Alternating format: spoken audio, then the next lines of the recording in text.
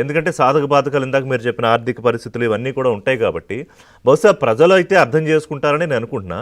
ఫైనల్గా నాగార్జున గారు ఏం చెప్తారంటే జగన్కి ఎందుకు అర్హత లేదు అని చెప్పాలంటే సరే ఒక 10 పాయింట్లు ఉన్నాయి నా దగ్గర, మనం మాట్లాడుకున్నవే.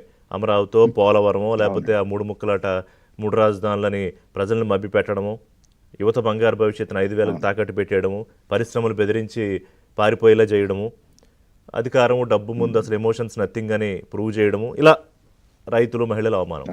మరి ఇది ఎట్లా రియలైజ్ అవుతారు? ప్రజలు రియలైజ్ అయ్యారు కాబట్టే ఇవాళ రిజల్ట్ వచ్చారు. కానీ అప్రమత్తంగా ఉండాలి, ప్రమాదం పొంచి ఉంది అనేది ఎప్పటికప్పుడు అలర్ట్ చేస్తూనే ఉన్నారు చంద్రబాబు నాయుడు. సో దానిలో భాగంగా ఏం చేయాల్సిన అవసరం ఉంది? అంటే రిషి గారు, నా పర్సనల్ వ్యక్తిగతమైన అభిప్రాయం ఏంటంటే, ఒక రాజకీయ విశ్లేషకుడిగా జగన్మోహన్ రెడ్డి గారిని ప్రస్తుతానికి ఇగ్నోర్ చేయటం మంచిది అనేటువంటిది నా అభిప్రాయం అండి. ఎందుకంటే మీరు అధికారంలోకి వచ్చి కేవలం 1 సంవత్సరం రోజులు మాత్రమే అయింది.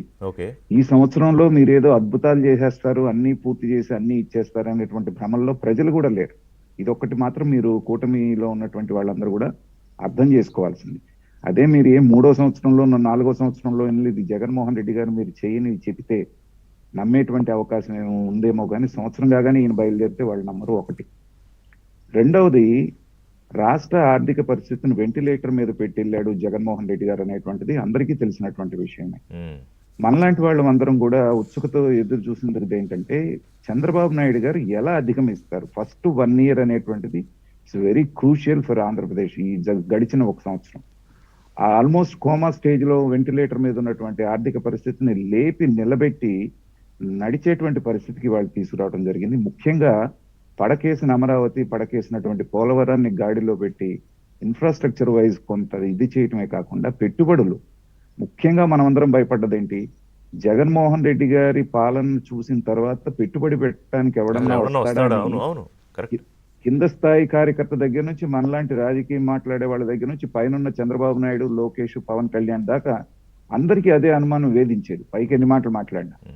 కానీ వాటన్నిటిని అధిగమించి రాష్ట్రానికి పెట్టుబడులు వస్తూ అటు అమరావతి, పోలవరం మళ్ళీ పట్టాలెక్కి పరుగులెత్తడం అనేది మొదలైన తర్వాత రిషి గారు, రాష్ట్ర భవిష్యత్ అనేటువంటిది మాత్రం చాలా ఉజ్వలంగా కనిపిస్తోంది. మన అదృష్టం కొద్దీ తిరుపతిరావు గారు అక్కడ ఉన్నారు.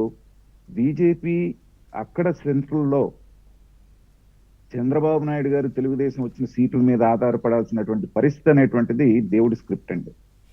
ఇదే కనుక జరగకుండా ఉండుంటే బీజేపీ తరపు నుంచి వాళ్ళకి సంపూర్ణ మెజారిటీ వచ్చుంటే ఇంత సహకారం అనేటువంటిది వచ్చేది కాదు. అది అందరూ కలిసి విన్ విన్ సిచ్యువేషన్ లో ఒక మంచి విజయాన్ని సాధించారు కాబట్టి అది ఆంధ్రప్రదేశ్ కి తలరాతను మార్చేటువంటి హోప్ ఫర్ ద బెస్ట్ అంటే అదే కొనసాగాలని కోరుకుందాము.